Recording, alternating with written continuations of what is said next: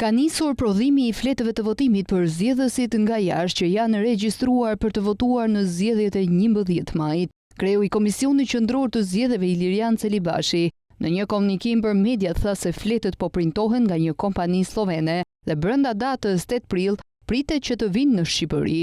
Përgatitja e zarfeve me fletët e votimit do të bëhet brenda datave 8 dhe 10 prill, ndërsa zgjedhësve jashtë parashikohet që tu dërgohet brenda datës 17 prill.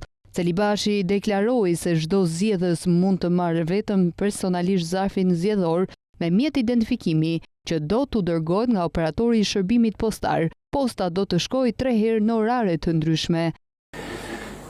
Ka filluar procesi i printimit të fletëve të votimit për votimin jashtë vendit dhe besojmë që nga komunikimi që kemi me kompaninë e cila është duke prodhuar këto fletë votimi, kompani slovene, po prodhohen në Sloveni fletët e votimit si për votimin brenda vendit, ashtu dhe për votimin jashtë vendit, por kemi filluar me printimin e fletëve të votimit për jashtë vendit dhe besojmë që midis datave 7 dhe 8 do t'i kemi këtu fletët e votimit për votimin nga jashtë dhe midis datës 8, 9 dhe 10 do të fillojmë përgatitjen e zarfave dhe gjithë dokumentacionit tjetër i cili do të dërgohet votuesve jashtë vendit, duke shpresuar që gjithë ky proces të realizohet brenda datës 15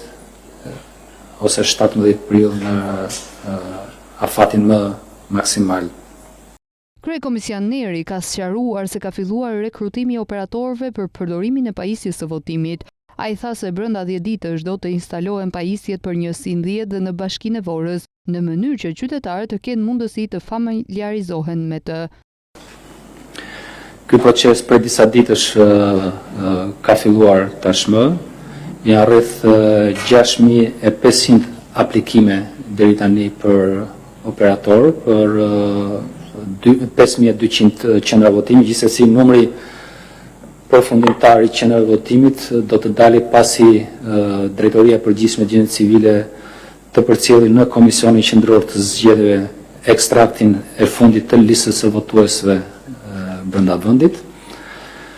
Kemi përgatitur së bashku me nënkomisioneren një program të dedikuar të trajnimit të operatorëve të përdorimit të pajisjes elektronike të identifikimit të votuesve.